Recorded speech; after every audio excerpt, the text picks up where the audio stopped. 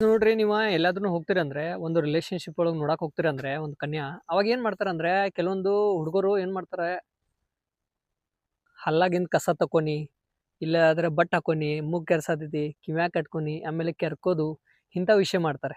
ಇಂಥ ವಿಷಯ ಮಾಡೋದೈತ್ರಿ ಏನಾಗ್ತದೆ ಅಂದ್ರೆ ಬ್ಯಾಡ್ ಇಂಪ್ರೆಷನ್ ಬೀಳ್ತೈತಿ. ಹಾಗಾಗಿ ಇಂಥ ವಿಷಯ ಮಾಡಕ್ ಹೋಗ್ಬೇಡ್ರಿ. ಯಾಕಂದ್ರೆ ಹಲ್ಲ್ ಕರ್ಯದಿದೆ ಹಲ್ಲೊಳಗ್ ಕೈ ಹಾಕುದು. ಯಾಕಂದ್ರೆ ಅವ್ರ ಮನ್ಯಾಗನಾರ ನಿಮ್ ಜೊತೆ ಮಾತಾಡ್ತಾರ ಕ್ಲಿಯರ್ ಒಳಗಲ್ಲಿ.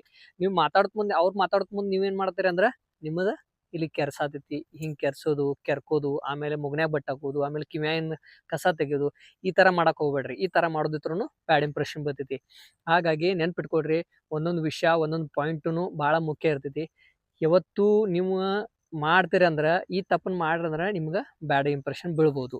ಆಮೇಲೆ ಮತ್ತೊಂದೇನಂದ್ರ ಈಗ ಹೋಗ್ತೀರಿ ಅಂದ್ರ ಅಲ್ಲಿ ಬಿಂದಾಸಾಗಿ ಕುಂಡ್ರಿ, ಡಿಸಿಪ್ಲಿನ್ ಒಳಗ್ ಕುಂತ ಮಾತಾಡಿ ನೀವು ಬಂದ್ರ ಗುಡ್ ಇಂಪ್ರೆಷನ್ ಬೀಳ್ತೈತಿ. ಮತ್ತೆ ಈ ವಿಡಿಯೋ ಮಾಡೋದೇನ್ ಕಾರಣ ಅಂದ್ರ ನನ್ನ ವಿಡಿಯೋ ಒಳಗೆ ನೀವು ಈಗ ಹೊಸವಾಗಿ ನೋಡತ್ತೀರಿ ಅಂದ್ರ ಲೈಕ್ ಮಾಡ್ರಿ, ಸಬ್ಸ್ಕ್ರೈಬ್ ಮಾಡ್ರಿ, ಮತ್ತೆ ಶೇರ್ ಮಾಡ್ರಿ, ಫಾಲೋ ಮಾಡೋದು